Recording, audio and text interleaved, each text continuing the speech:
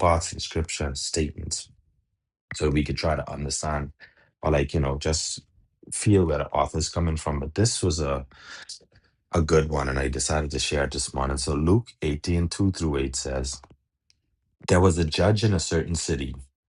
He said, who neither feared God nor cared about people. A widow of that city came to him repeatedly, saying, give me justice in this dispute with my enemy. The judge ignored her for a while, but finally he said to himself, I don't fear God or care about people, but this woman is driving me crazy. I'm going to see that she gets justice because she's wearing me out with her constant requests. Then the Lord said, learn a lesson from this unjust judge. Even if he rendered a just decision in the end, so don't you think God will surely give justice to his chosen people who cry out to him every day and night? Will he keep putting them off? I tell you, he will grant justice to them quickly. But when the Son of Man returns, how many will he find on the earth who have faith? And today, I'm just grateful for life. I'm grateful for health. I'm grateful for strength. I'm grateful for my wife and my children. Um, I'm grateful for each and every one of you. I'm grateful for opportunity. Um, these I've read the Bible a few times, and every time I read the Bible, um, it truly shows me more and more why we call it the living word, because you could always run into a scripture that becomes either applicable or like just make a lot more sense to you as you keep reading the book.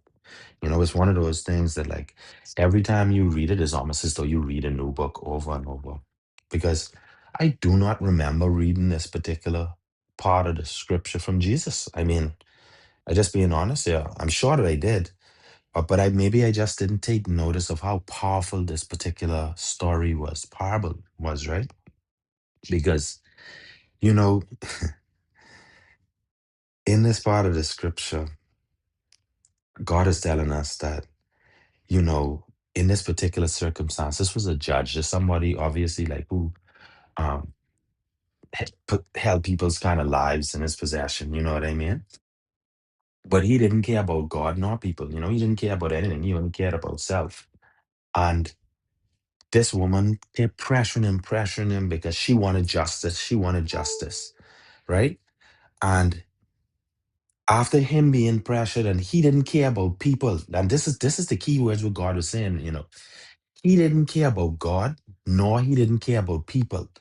This means that the character of this man was a man who only cared about self. You understand, which is the opposite of God.